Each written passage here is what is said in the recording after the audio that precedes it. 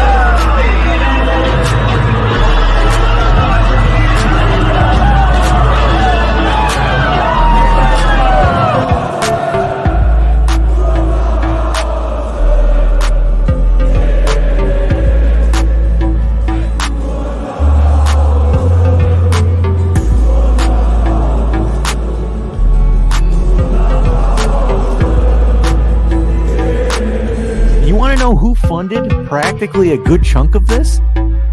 Diaby leaving for $55 million essentially brought another Premier League club. The Premier League essentially funded Bayer Leverkusen's run to the top, because with just Diaby being sold, you got Boniface, you got Tella, and then you have some residue that you're able to get Xhaka with.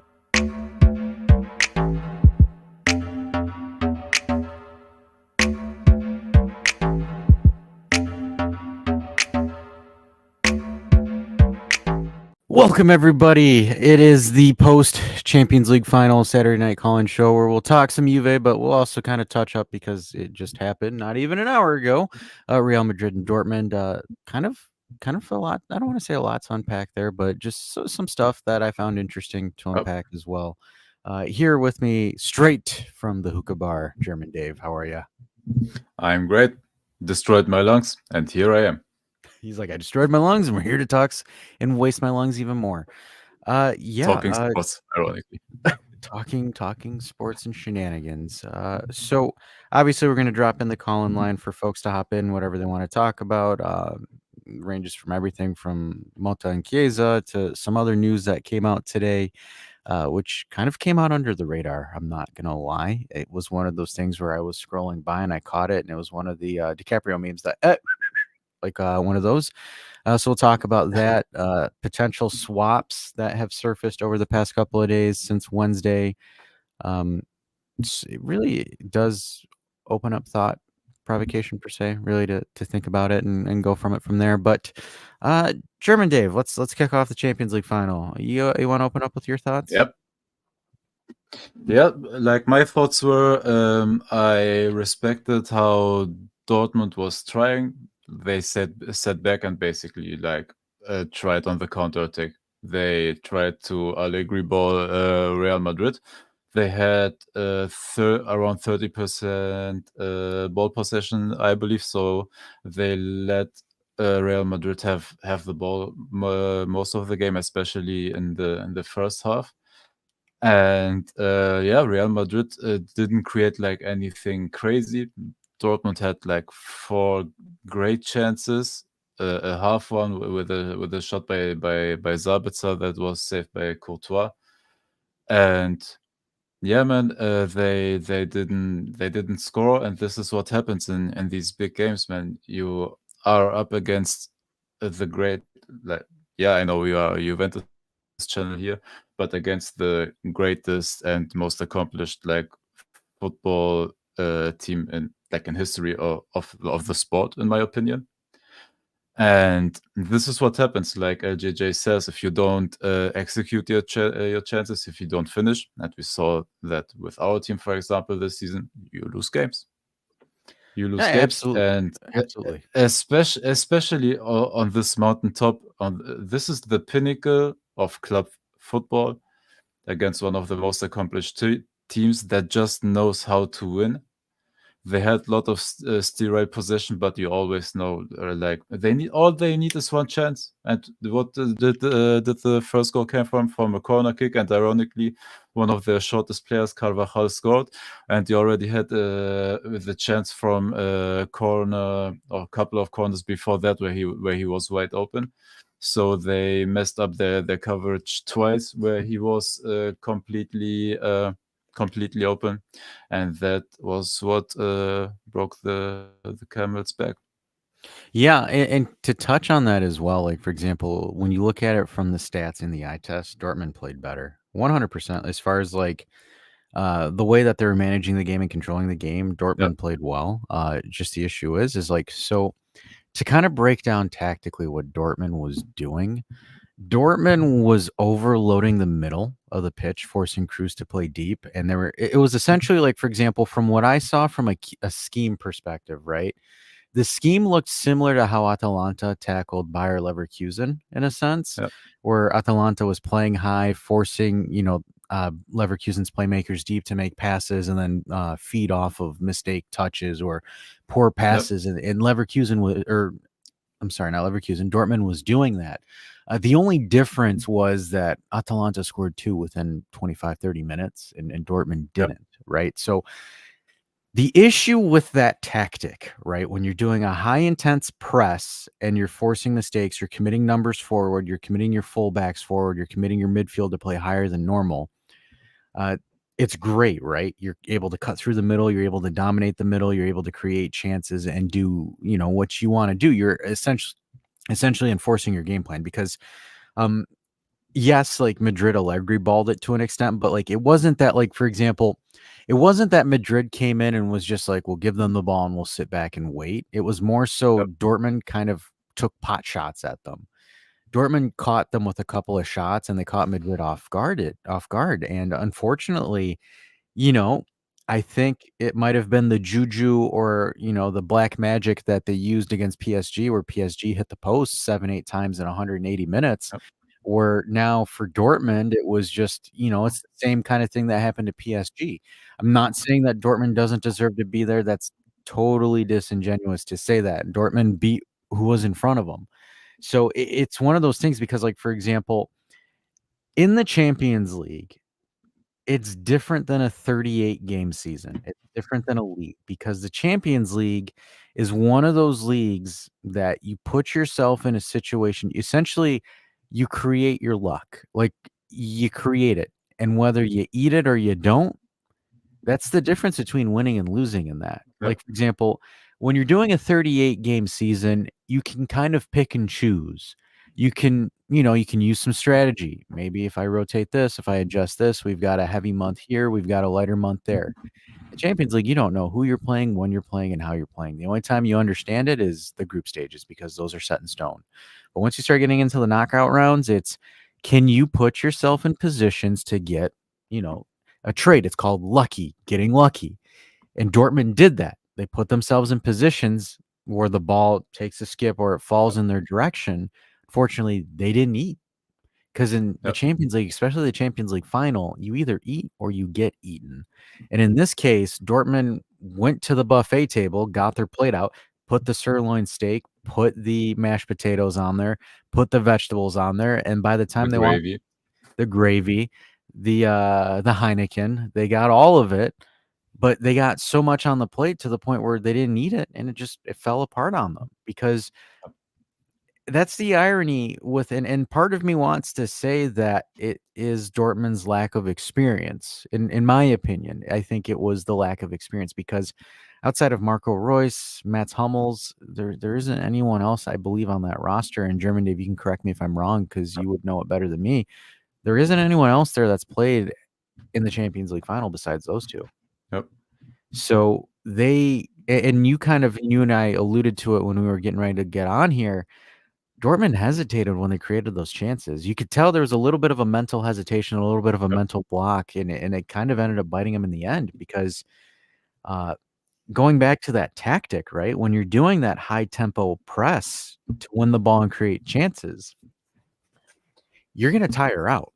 you're going to get gassed. By the time you hit minute 56 to about 65, 67, your energy levels drop dramatically because Absolutely.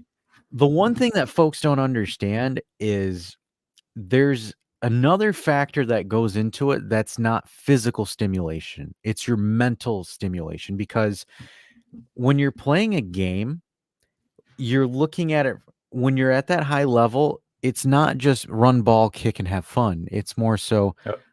where am I going? Am I in the right position? Should I close this down? Do I need to press here? Do I need to adjust there?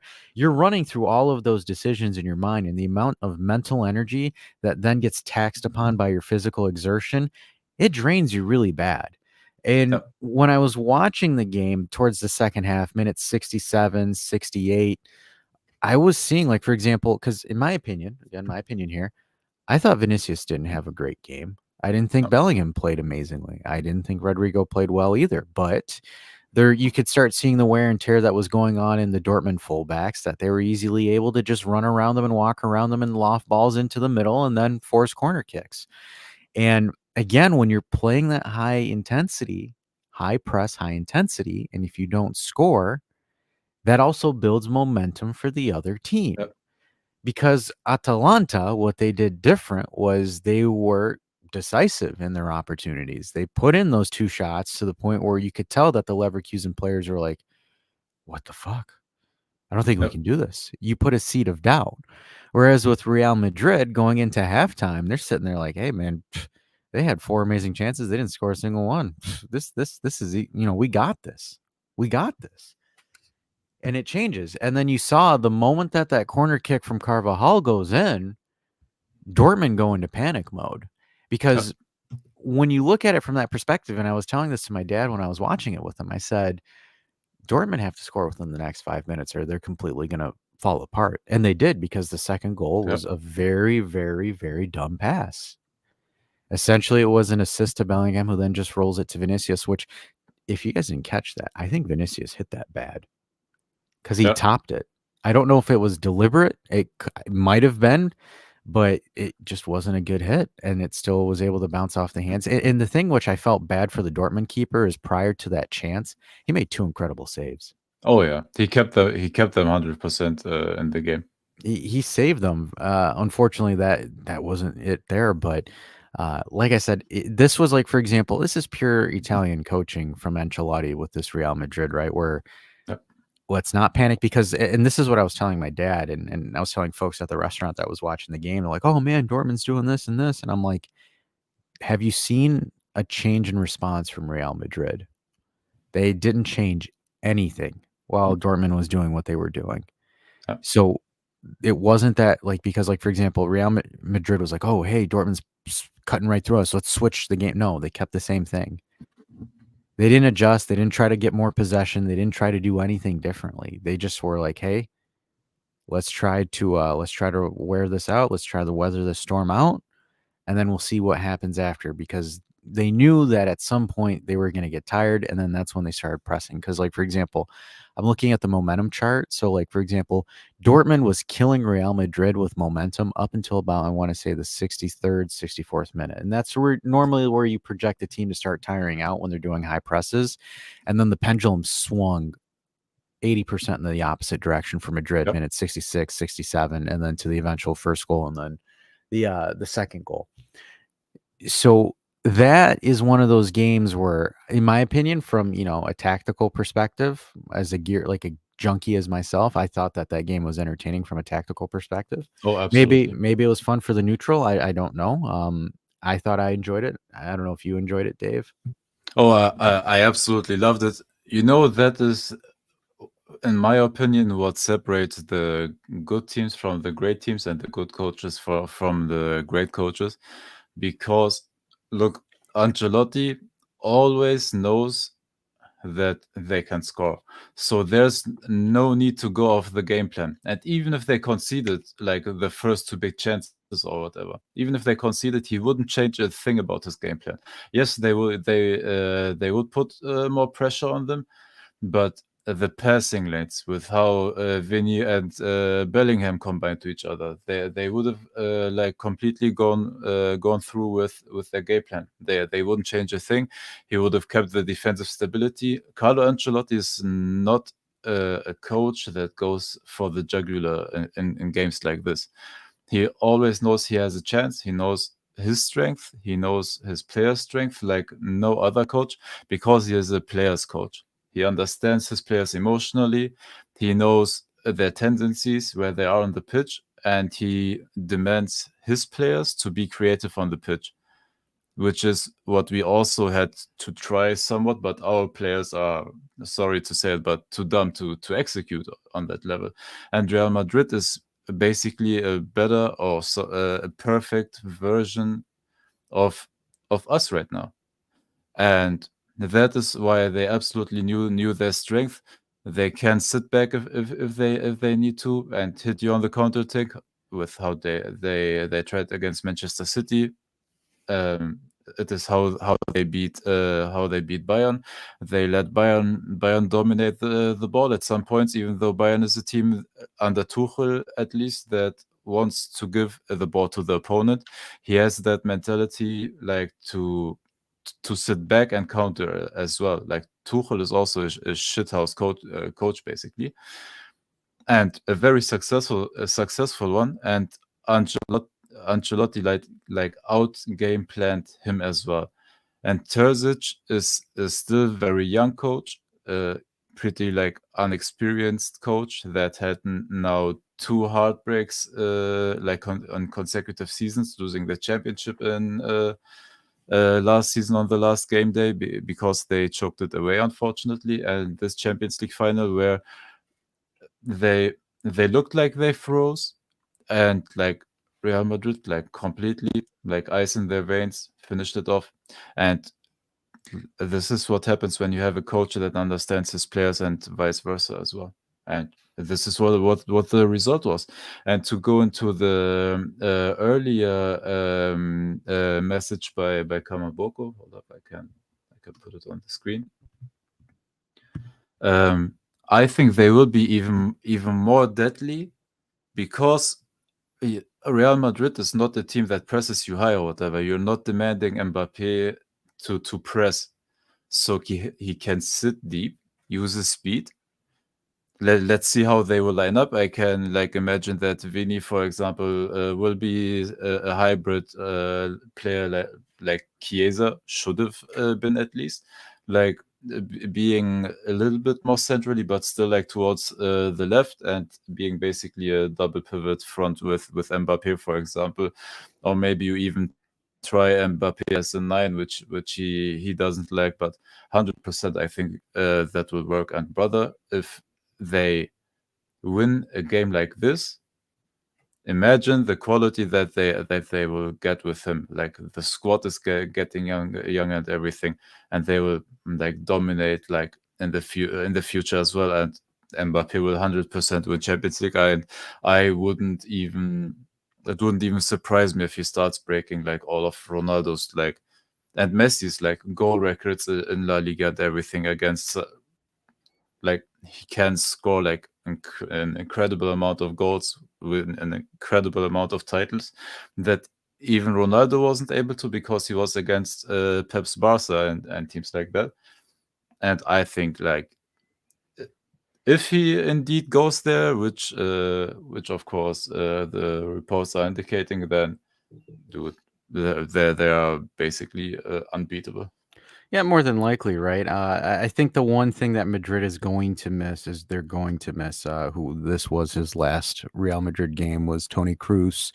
Obviously, I think Modric might stay. We don't know. He might leave. But I think that's going to be a big hole for them to fill, because I think Tchouaméni and Camavinga aren't there yet in regards to filling it. But I still think, again, that's they're the gold standard. And, I mean, hats off to Toni Kroos, right? I mean, for him, that's essentially absolutely the end. And you and I were talking about this. Like, I think he's probably for sure he's the most accomplished, but I think he's the best German midfielder of all time. Yep. And he's a World Cup winner, multiple times Champions League winner. Like he won everything that is there to win, man. He's one of the greatest German players of all time. And in my opinion, if I didn't forget anybody, the greatest German midfielder of all time. And it's pure magic watching him, like him being the director in the midfield, him like influencing the speed of the game, him passing the ball where he wants it, and basically with a pass completely like overplaying the opponent's midfield. He is just a magician at the ball. Yeah, he's awesome. It's going to be a shame without him there, but alas, I do think, ironically, right, Ancelotti's one of the few grandstands of the old generation of coaches, but he's still somehow finding a way to win it. So, hats off to him. If you saw the Easter egg, there was an Easter egg with Sir Alex Ferguson and Allegri and Pirlo sitting together in the stand. So I thought that was funny that they showed that. So Allegri, next Manchester United coach. Yeah, next Man United coach. And Pirlo's assistant. Oh, that'd be hilarious. All right, everybody, I sent the link into the chat. So if you want to join in and voice your opinions, like first, like of course on this game, and then we will go even into deeper stuff. The link is there. So please, everybody, join us as well here on the stream, and let's have a nice talk, man. All right. While we're waiting for folks to hop in, I do want to cover one of the big things that came out today. So I don't know how folks will feel about this. I'm kind of like, wow, I can't believe this happened out of nowhere. Juventus have formally left the Super League and have asked Al-Khelaifi to return to the European Club Association. And the PSG president says the door's open. We're happy that the Bianconeri are joining the family of European football. So that was kind of sudden. It kind of happened 9 hours ago, allegedly, but it was just, I guess maybe everyone was focusing on the Champions League because I didn't catch it until I was getting ready to talk to you guys. So. Oh, I saw was it during the match or shortly before the match? Something like that. So that's interesting. Elkin kind of secretly doing it per se, trying to get back into the good graces of the UEFA overlords. Yep. I don't know. It seems a little bit odd to me about bending the knee. Maybe he knows best. Complete 180 from Agnelli, right? So maybe this is because there's not really, like, for example, there's not really much to commentate on this, right? Because we can give the reactions to it. I'm a little bit surprised how it just kind of happened the day of the final, more so. Maybe it's just trying to do a little bit of a stunt there or something like that. But maybe Elkin is thinking that move essentially gets UEFA to take Juve out of the crosshairs. I think maybe that's the logic that's going on there. I think that's it. So I guess I know for a lot of Juventino, and I saw it on X, they aren't happy about it. They were pissed off about how it happened and how it went. Look, and for me, it's just maybe I'm a pragmatist at this, or a pragmatist in regards to this, where I don't really have much of an opinion on this, because it's just, for me, it's just like, we either make a good product for us to play. I don't care if we're in the Super League. I don't care if we're in the Champions League or whatever. We need to have a good product as far as that goes. So I don't know if you have anything about it, German Dave. No, my thoughts are just on it. Like, I think we saw with the aftermath with Allegri situation, when the club like immediately apologized to the FIGC and the refereeing commission and everything, with how he handled the situation. Like, they immediately went there to apologize. And I think this is just the way of the new corporate structure. Like, you wanted a heel turn, I know Dash, but I think they are choosing basically the way to play ball with the establishment, basically. I don't have an opinion if it's good or bad, because it keeps you at good graces, or at least you hope that it keeps you in good graces with Serie A, or sorry, with the FIGC and UEFA, basically, who are the institutions that are governing the sport. And you're just trying to be in good graces with them, so we don't end up in a situation where we get deducted points or whatever and everything, because we know, like, the Serie A teams will always have it will always have it against us, and they will always like come for us 100%. And I think this is just a way to be friendly with the rules and lawmakers and with the decision makers of the sport, to, if something would ever happen, just to be in good graces, so that there's no big punishments or whatever, or to be maybe even involved in decision making and everything, because we know Elkan, if he wants to, he has a gigantic influence. Like, he could change Serie A and everything like in a heartbeat if he would have raised his finger. And maybe this is a way of him like returning to that, making a power play and saying, yeah, we are here to stay. We are with the rule makers and everything, and there are no controversies like inside the club anymore. We completely cut off the ties to the former management that did the errors and the mismanagement and everything. And maybe this is just also a way to go into the future like unscathed, basically, from the mistakes that happened from the former regime. Yeah, and I think it's more so them just kind of burying everything and just moving on from it. So, Yep. like I've said, to me, it doesn't really matter that much. I don't really have a dog in the fight where I care, Yep. how it goes or whatever.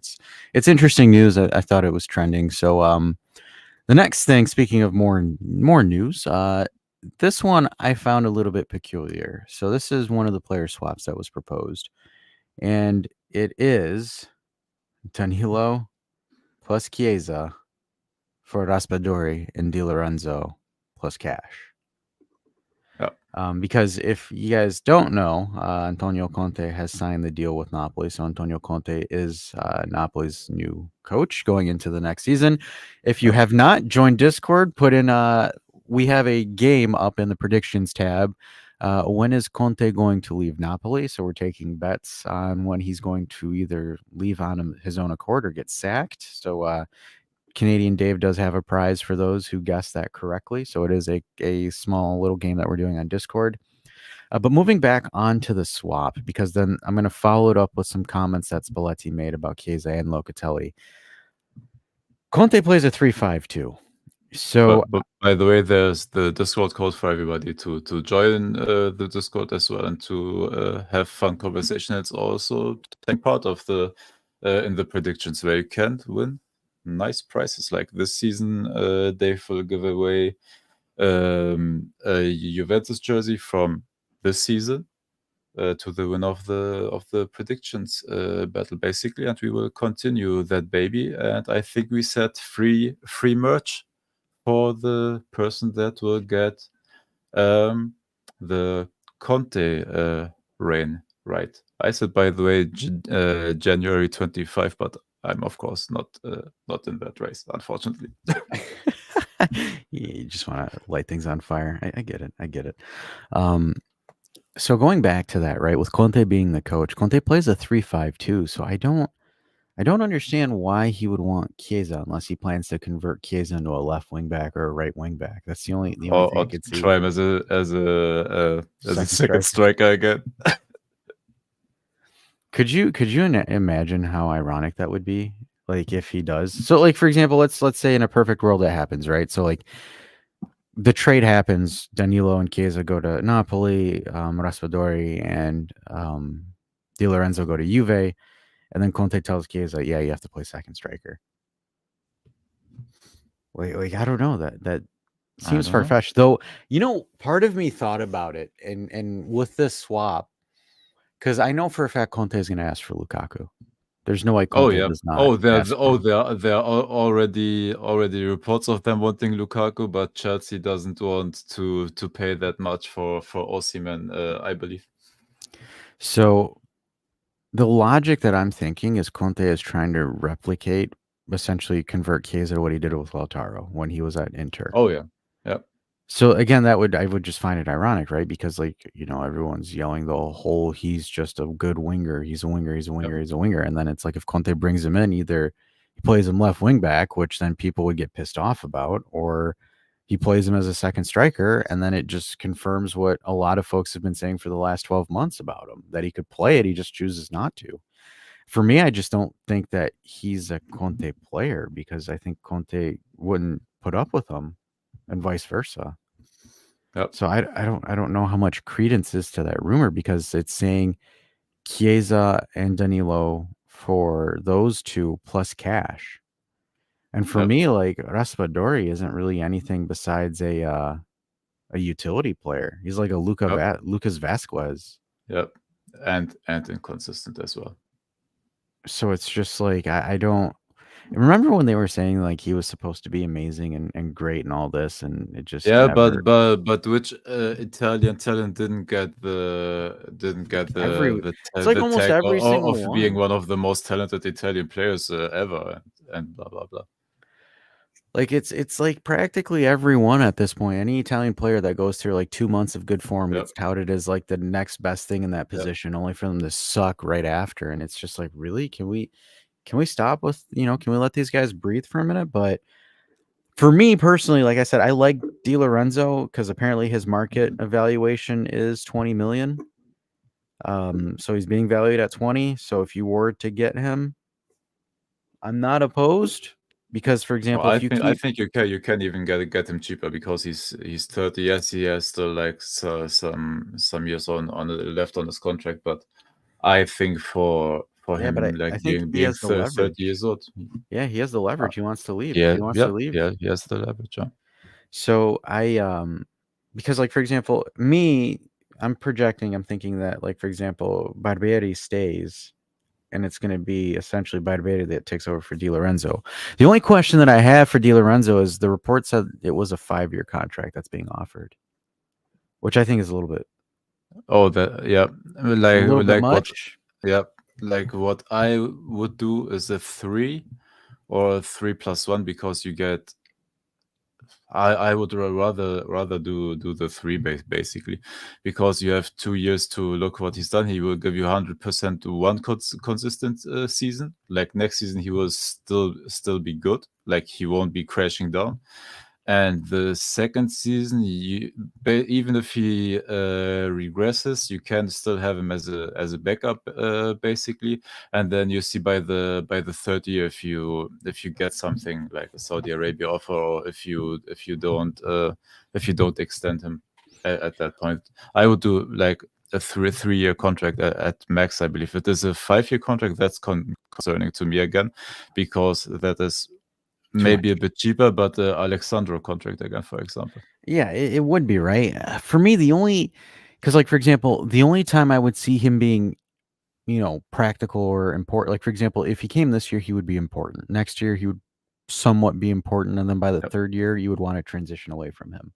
Yep. Because like for him, I would see a 3-year career span with us, where Yep. by the time he's done, because he has an August birthday. So like if say that we buy him now, I would say by the time he's late 33, early 34, that's where I would sit there and be like, okay, I think this is where, by the time he hits 34, you would want to have a succession plan. Or he converts into a center back, right? As a depth piece center back. Hypothetically, I'm not advocating for that move. Because I would think that because like I understand what they want, right? They want veteran experience in the back line. Yep. As far as like, going into the higher levels, winning higher competitions, and is he the best at it? No. I mean, as far as like experience wise, but he's pretty much more experienced than a good chunk of players on the roster.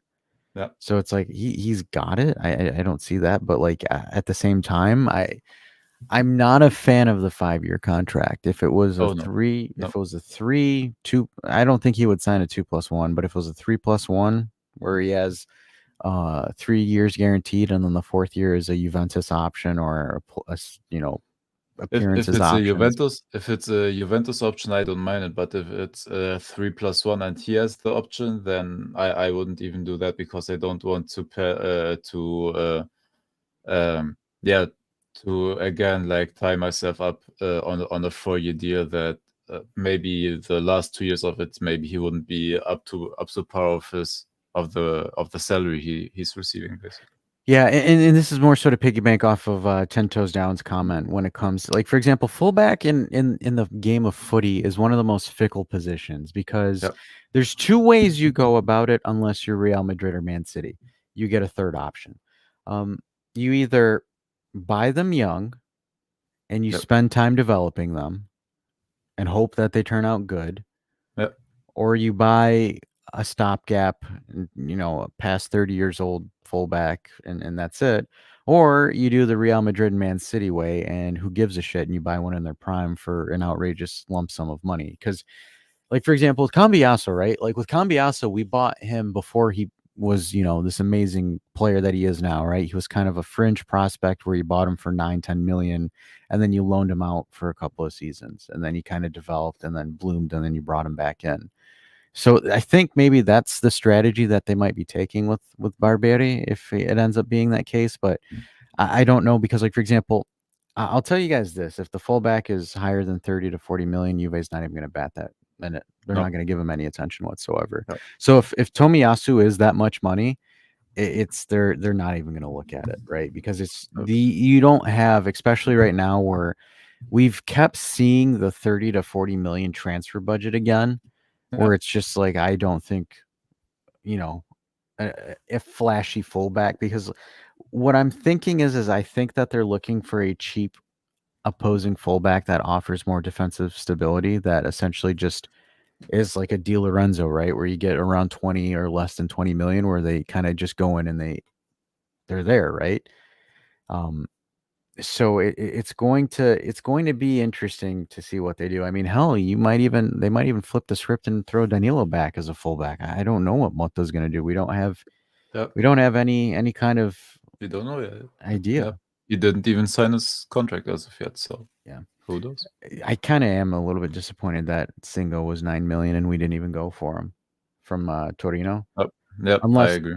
Unless Torino didn't want to sell to us, because that's one of the issues with Torino is either they sell us a player at like a ridiculously inflated price, or they don't sell him to us at all. By the way, it's still crazy to me because I never would have expected, like, the money we paid for Bremer. I never thought that we would be able to make a profit on it. I thought he is good. But honestly, with how great he developed and how he like completely mastered defending and everything, and being a great progressive passer, as we already talked about a couple of times, like, he's actually incredible. And it is like, I would never have thought that it will be such a good business piece, even like with that kind of money that we spent on him, because usually if we pay that money, we lose out on the deals most of the time, and this one, it panned out perfectly. I thought that, like, for example, Bremer developed in a way that I think we all wish that De Ligt did. Oh yeah. Like it was interesting how fast his first season with us was like, you could see that there was gaps, but like it's interesting because, like, for example, the way that Bremer developed, and I don't want to say De Ligt he progressed slowly, but then he kind of stalled out. And then it's like, you look at him at Bayern and it's just, I don't know, you might be able to answer that better than me, but it looked like he kind of just petered out in a sense. And Respaldo's correct. Germany and Italy do have players for very, very low absolutely, dude. German clubs are developed. Like, if you're not Bayern Munich, and even Bayern Munich has become a developing club for lots of teams. Like, they developed Kenan Yildiz for a couple of years, and we took him away from them basically. And all these German clubs have incredible talents, like you're saying, for really like cheap money if you want to go there, and you can get really great deals. In Italy, it depends on the club. Like, if it's Sassuolo, like, not anymore, because now they need to got their money in second division. But for example, Sassuolo, like, they will try to fleece us out of every single penny. Atalanta the same. Who did I forget? Like, you can't even do business with clubs like Milan and whatever. Hey, if you think De Laurentiis, for example, will do great deals for us and try to help us, you're wrong, because he will try to fleece us as well. And it's a bit more difficult in Italy when you are the hated and the club that everybody tries to become, basically, at least like in terms of accomplishments. And France has great talents in the lower teams. Belgium has great talents. Even Austria. Austria has become a goldmine for talents, because they know they can make the jump from Austria to Germany, especially the Leipzig. The Red Bull Salzburg team. They basically sell them for cheap for RB Leipzig. They pay the money into their own pockets, get the players basically for cheap, develop them, and sell them for 70 million, like Dominic Szoboszlai to Liverpool, for example, or like for other examples, Luis Openda, they got him cheap from Stadren, one of those clubs. So sorry if I confused something there, but they will sell him for 80 to 90 at some point. Like Benjamin Šeško, for example, he already has a 80 million release clause, I believe. Like they turn like shit into money, which is incredible. Yeah. And the other German teams like have incredible talents for cheap. Like you could go there and fill up a whole roster for 50 million, basically, in the Bundesliga, which would 100% like compete in Serie A. But the problem is the players are under the radar a lot. Yeah, and because I see the comment here about Udogie and Molina, those guys were there. Those were two players that I was shocked that we never made a play for. Either they didn't want to sell them to us, or they never wanted to come here. Because Udogie, for what he went to at Tottenham, was just that to me was just like, wow. I think with Summerzic, I think there's something else. There might be something else a little bit more in play in the background. There might be like some other things with his management and everything, why we don't get him, or his lack of consistency and everything. But for example, if Summerzic played for my Hertha Berlin club here in Germany, and was completely like a talent under the radar, then was sold to Leipzig, ironically again, who are like great at scouting talents. And yeah, from there, like he was loaned and then sold and everything. That those are players, for example, that we have to be early on players like those. But man, it's hard to have the German market like completely in your eyesight, because it's like the clubs itself like don't have big names, like the following and everything, the stadiums are full and everything, but it's not like, wow, look at this team and everything. So lots of players are under the radar, and Samadzic was as well under the radar because before he got big at Udinese. Yeah. Speaking of other players in a team that doesn't like to do business with us, and this is kind of ironic because an alternative to Coop, Matteo Guendouzi is being looked at, which Please not. I don't understand that move or that interest Please not. whatsoever. Please not. Oh, he played for my Berlin team as well. I watched him play. Please not. I watched him live in stadium for almost the whole season. I've always please not. I don't understand for example, the alternative to Coop Myers, because like, for example, though Coop Myers is like the dream, I have a hard time buying that they're going to be financially capable of going after Coop Myers. That's the one thing I've always found difficult, right? So like now it's just kind of like, well, if they don't get him, they get Guendouzi, and you're kind of like, at that point you might as well just renew Rabiot. Yep. Which they did give him, I believe, was a 2-year or 3-year at 7.5. Dude, by the way, that is so expensive, man. That is so expensive, in my opinion. That is crazy.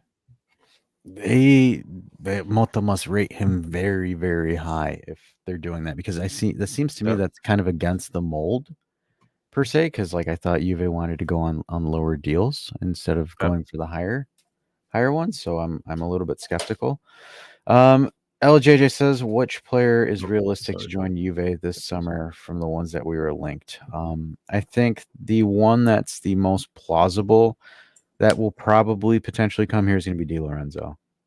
Oh, I would have said Out of cauliflower. like, for example, out I of would Koopmeier, have said even cauliflower is for me way more likely yeah, than Di yeah, him Lorenzo. too. Yeah, I forget about him for some reason, but I think he's gonna.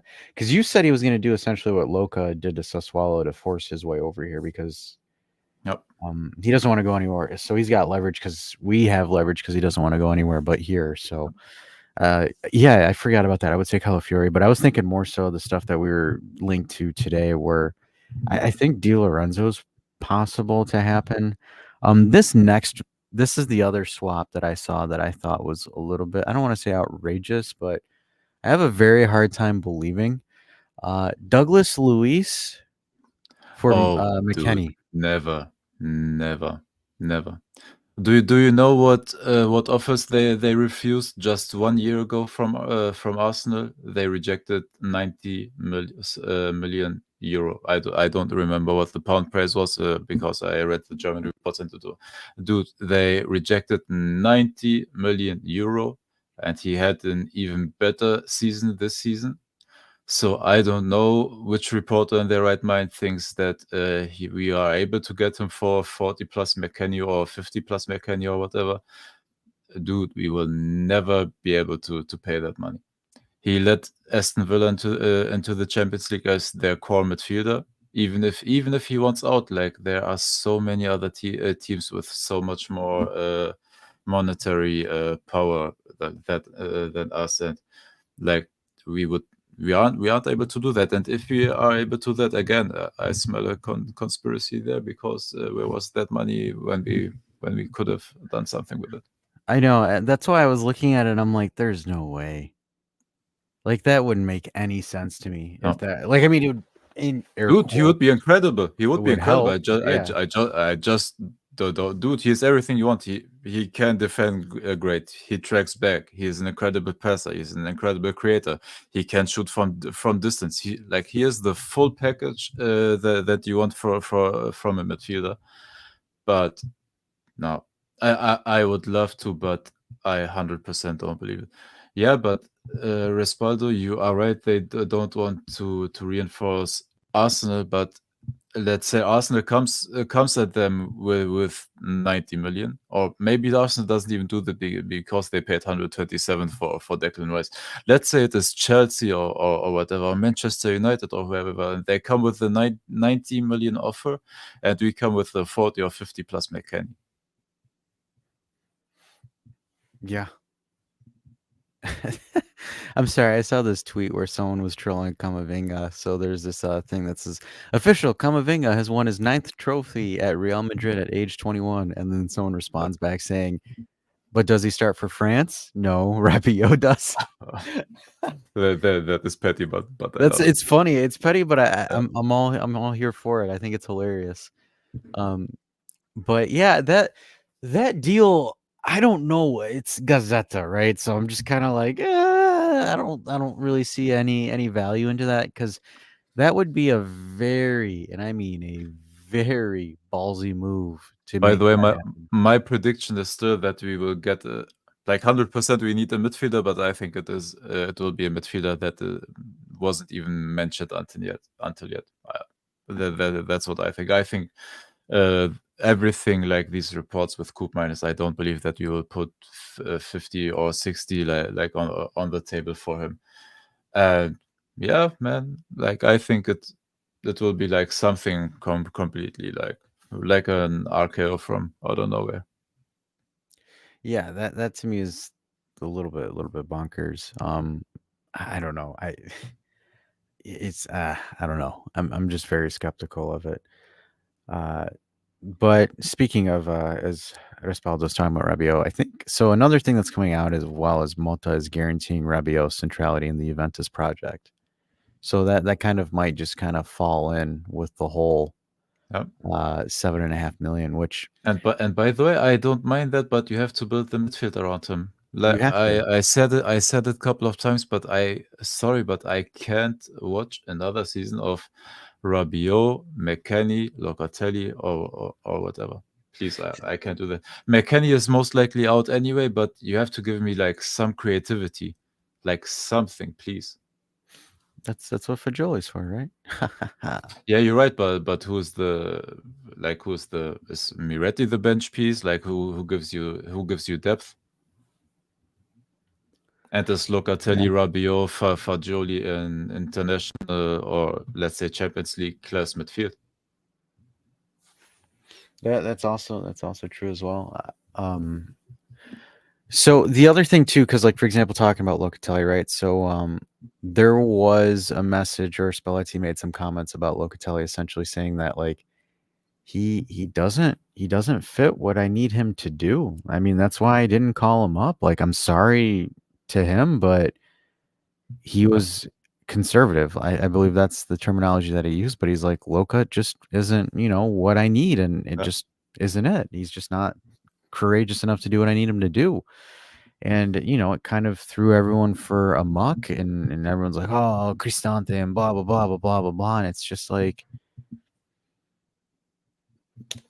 unfortunately, guys, he's not wrong. Like, he's the role that they want him for. I don't want to say terrible, and I don't want to say he's incredible. It's more so in the middle, right? Average in a sense when it comes to those roles. And it's unfortunate, but such is life.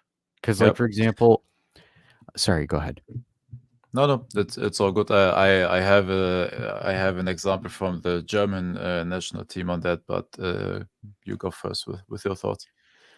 Because like, for example, folks, we saw it when Fagioli played in the midfield in that last game. Yes, it's Monza, right? I understand it's Monza and it's a meaningless game, but like the ability and what Fagioli is capable of doing with the ball versus what Locatelli is it's not the same.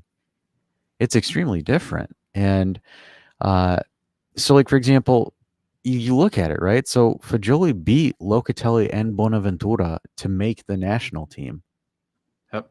So like, Fagioli hasn't played in 8 months and still beat Loca, which to me, and someone was saying, and this was an interesting comment, right? Loca was being essentially compared to the next Ferraro in a sense, where it's like, unless he has a drastic turnaround, I don't think that's far off. I think Loca is a great rotational piece. I don't think he's that kind of guy where you put it on there, because it's just he hasn't shown it. And it's fine. There's nothing wrong with it, but I think folks have put an unfair expectation on Loca where I don't think he can deliver to that expectation. Yep. Look, the German national team has a similar problem with Mats Hummels, who you saw today for Dortmund. There was an outrage because he didn't get called up to the provisional squad for the World Cup. And the problem is Dortmund, for example, plays a very deep sitting back line where he barely has to like, he doesn't have any speed left in his legs. He is older. Like, yes, he's still great in 1v1. The problem is the philosophy of Nagelsmann is to play a high back line and press the opponent. And with Hummels, you can do that. And there was still an outrage about him not being called up to the team. Like, his quality doesn't fit with what the national team wants. And I don't know if you can, like, what is the bigger question? Do you reward a good season? Yes, like Locatelli is still of course a better season than Fagioli because he played more and he had a better season than Bonaventura as well. The problem is, do you get a player because of what he can give you for the team, or do you reward him because of past performances? And that is the situation like with Mats Hummels. Like, he didn't get rewarded for evidently a good season, but he doesn't fit the system. And Cristante fits the system better. Like Locatelli is still trying to be a hybrid midfielder, and the problem is that if he focuses on too much things, he loses like control over the game. And Cristante is a deep sitting midfielder. Like no, they don't expect him to be creative because they have Barella for that, or Fagioli, or whoever, you know. So there's no need for having Locatelli in that midfield, and that is why Cristante is good for that position, and it is just what fits the squad better over rewarding an okay season. Yeah, and then you also have Jorginho as well too. Yep, That he's 100%. and he's been playing well this season as well. So Yep, it's a agree. difficult case to make the argument because it's just like Yep. you can see and you can, like, for example, you can believe that stat post that came out that was gassing him up more than it should have, and it was just like people are throwing things up in arms, and it's like, guys, come on, man. His progressive passes that put him in the 94th percentile were passes up to Bremer, to Kostic, to Gatti on the edge. His penetrating balls, his balls moving forward were terrible. So Like it's honestly, we had the stats up here, and we can do once again a stat show because it would take me a little bit to get them up right now. But Bremer, honest to God, is a better progressive passer. He plays more straight passes towards the opposition goal in terms of yards. And that's my problem with Locatelli, because he stays in the way. He doesn't open you anything, and Bremer has to move forward with the ball a lot, which he, contrary to what everybody thought, can do actually well. And Locatelli like doesn't progress the ball a lot like he should. Like he has to decide if he wants to stay back or if he wants to progress the ball, but he hides in between like the other team's midfielders as well, on which we have a clip as well. Yeah, exactly. He's not active to where you need him to be, and it shows. And it's just for him to really be well, is you need an actual ball possessing midfielder to play next to him. He's Like, not a if specialist. he's not a Not a specialist. specialist. He's okay like in those two roles, but he's not a specialist. And the problem is, like in a tournament like this, where every game counts, you need specialists in every position. You need gimmicks. Yeah. Like you really need gimmicks in a sense. And then the other comment, this again, I found that this was interesting, is the whole Chiesa thing. So Chiesa knows how to play from all sides. He is one who has the flash. He can also play on the right. He can stay inside, even though he prefers to stay more outside. As far as I'm concerned, Chiesa needs to be isolated. He shouldn't have traffic around him. So don't worry, guys. Kostic will not run into him for Italy in the Euros. But again, that's just kind of following through, right? Where he says he should be able to play anywhere. Play anywhere, cover anywhere. He plays himself into traffic. That's the problem. If he played more centrally, he would have the doors are opening in front of him if he would stay centrally, because Dusan is actually like always binding two defenders, which gives him room. But he wants to stay on the left, or sometimes on the right side. And he gets then defended by even 2 or 3 defenders, because midfielder gets pulled back, the fullback covers him, and sometimes as a help defender, a center back comes in, and that is why he is always like in 1 versus 3 duels and loses the ball a lot. And we go crazy every single time. Yeah. I don't know. It'll be interesting to see, because it looks like Spalletti's going to try to do a 4-2-3-1. He ran that in the session, and Chiesa played. Cambiasso played as a left back, and then Fagioli played as well. So we'll see. I mean, obviously Italy's going to be opening up with Albania, so we'll see how that goes, and also see, because the national teams will be playing in the next week or so, just to get some warm-up games going, just to get some stuff, some action under their legs there.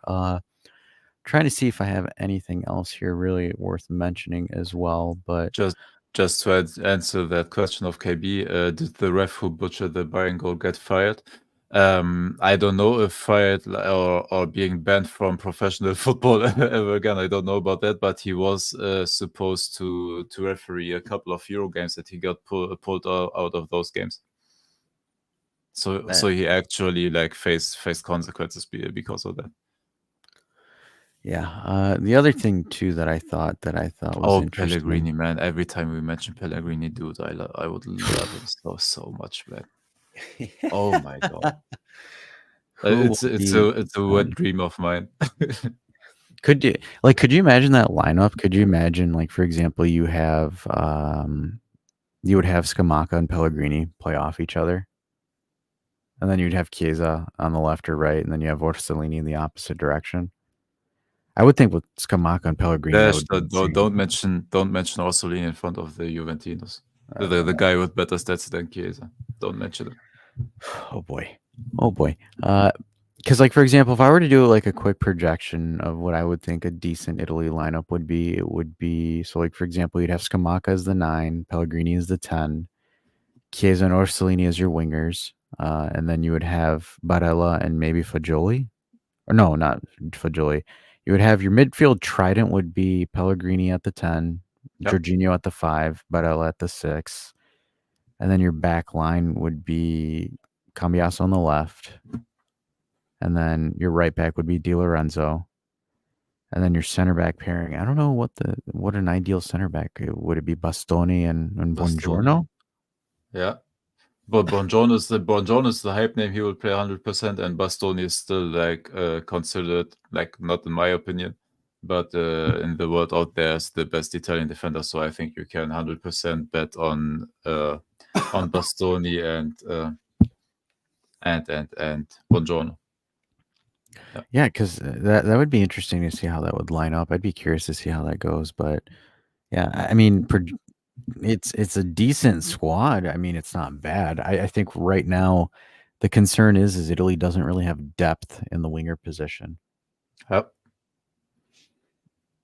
Yeah. No, you're right.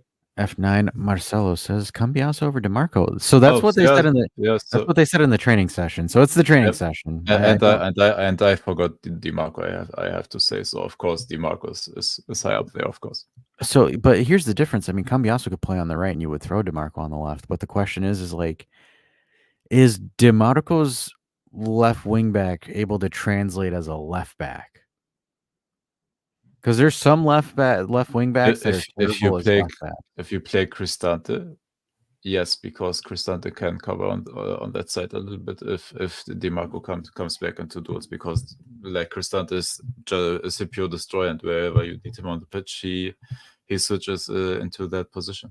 Yeah, and then LJJ Fagioli did get called up. It was to the provisional squad, I believe, not into the final squad yet. I think this is the 30 man. 30 man, yeah, the 30 man, and then they will go down to 26, I believe. Yeah, Fagioli for me, I think right now is leading the race to make the 26 because it's between him, Jack Bonaventura, and that Torino midfielder. So it's those three that are battling for a spot, and right now they're saying that Fagioli has Samuel Ricci, the one that Goal Italia wrote that he plays for Juventus. Come on, Romeo, do a better job. No. Oh man. So I think Fagioli's going to lead that race there. It wouldn't surprise me, but really though, it's going to be an interesting summer because, like, for example, we're seeing the reports that Juve now with Motta are going to do an entire philosophical change, and we have to, obviously, but there's no other option now. But it's going to be curious to see what's going on as far as moves, because nothing besides the Gregorio has happened yet. And I mean, will we see anything out of Di Lorenzo? If not, is there any other alternatives? Is Thuram going to be a thing? Apparently, the board is starting to see faith in Charlie for some reason, so Charlie might be back, which oh my god, I'm very skeptical because they believe in the potential. Do we pay another 4 million for a loan just to borrow him? Oh my god! Like I don't know. I like Charlie, man. I like his personality. He's a nice guy, but sorry, I can't. I don't know. I'm very skeptical on that. I don't know why we would look for Charlie, but I think the main thing is you would need a hybrid 8 with a 10. That would be one of your first signings that you would want to do, and then you would have to sort out the right winger or the winger situation, because it's a winger situation, because I don't know what Chiesa is going to play or if he is going to play, right? Yep. There hasn't been anything really out besides with the whole, Chiesa and Mota not seeing eye to eye tactically. So there hasn't been anything there yet, but I don't know. This is going to be a very, very interesting summer.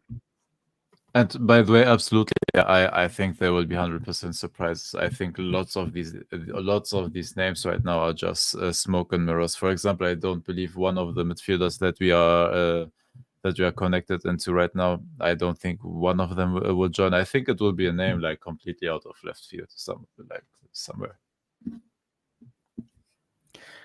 Yeah.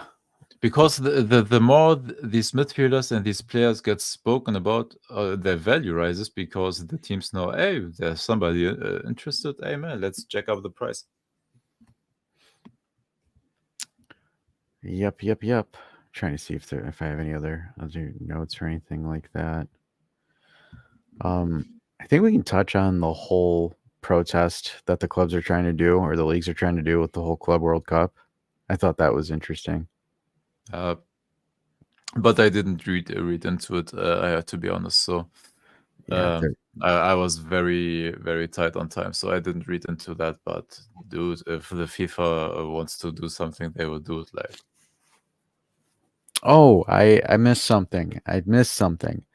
So Allegri was officially dismissed for just cause today. Yeah. So essentially, he has lost all the money that he is owed.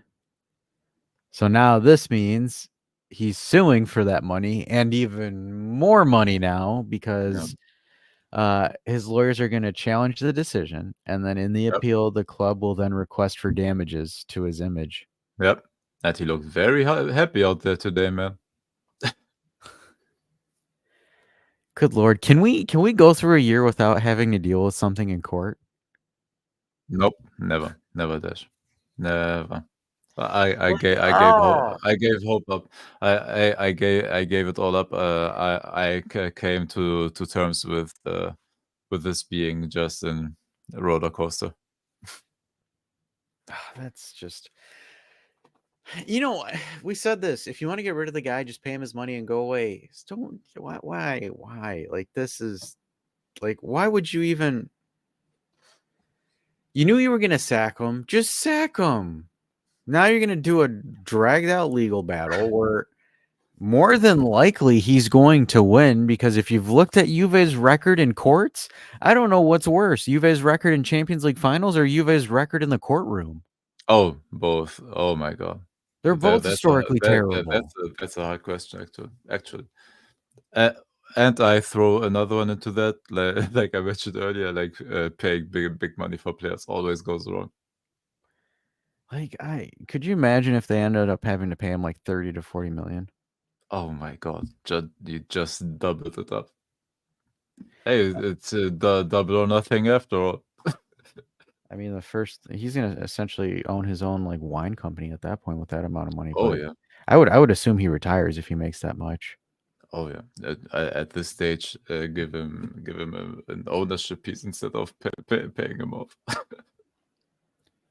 Yeah, you might as well give him stocks for it. But the other thing too, and I think we'll end on this one. So apparently, there is a capital gains investigation, which is not us this time, but it is Inter for Nainggolan with Roma. So they're looking for capital gains issues with Nainggolan. So maybe there's going to be a cardboard Scudetto.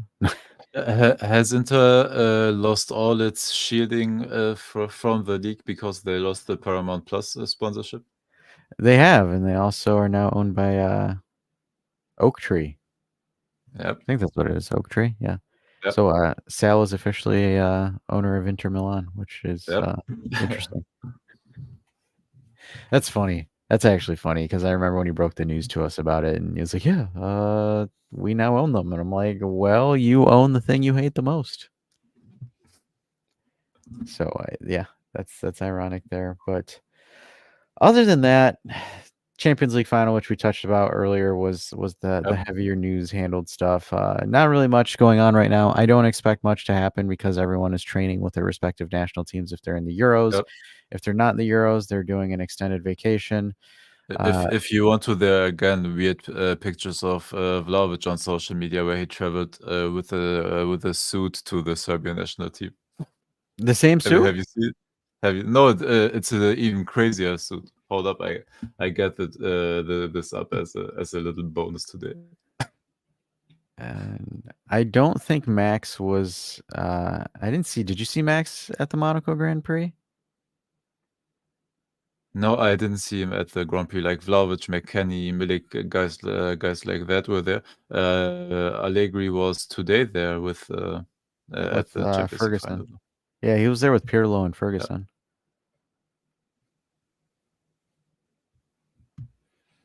But yeah, I don't think he was. I don't think I saw him there. I could be wrong, but yeah. And then, while German Dave is pulling it up, remember, guys, join the Discord. Like if you're new, subscribe as well.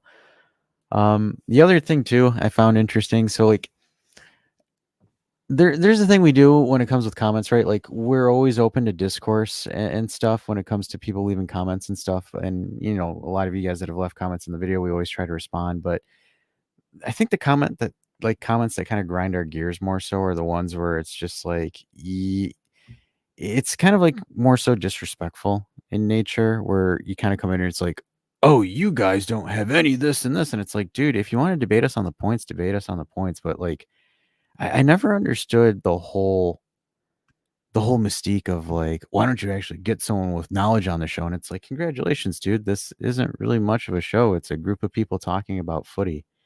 Like, I don't know. We're not giving any actual response or analysis as well. Just trying to tell us, yeah, you're wrong. I know. I just always find comments like that funny. But do you have the clip?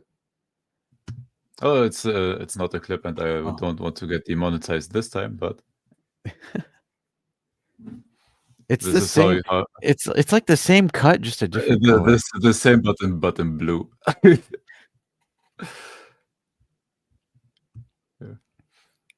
This is him with the national team, and this is how you travel to the team. Dude, everybody's traveling in training gear, man. Why do you have to go like the overkill like that? Yeah. That was the daily sim portion of him. Let's see if I don't know why. I just he just always will strike me. Turn the sound off. Ah, here it is. Oh, sorry, here it is. He always has a PR team with him, man. He's one of the most corniest dudes I've ever seen.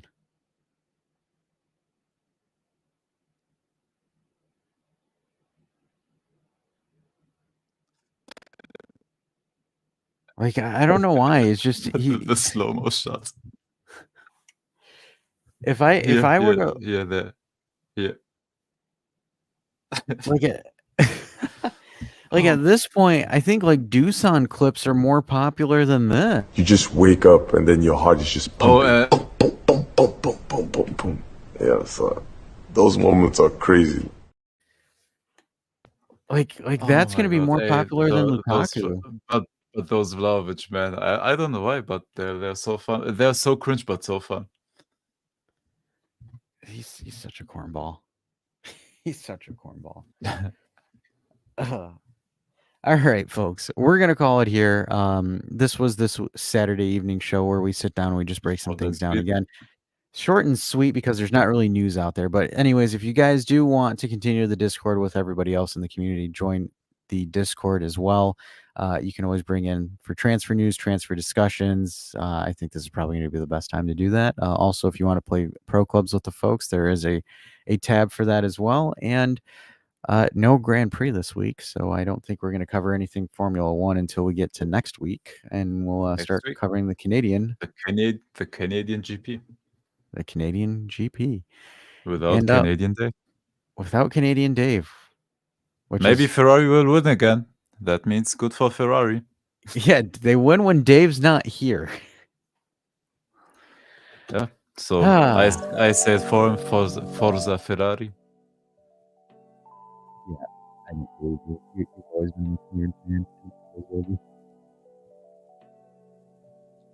All right, everyone. Thanks for tuning in. We will catch coming Wednesday.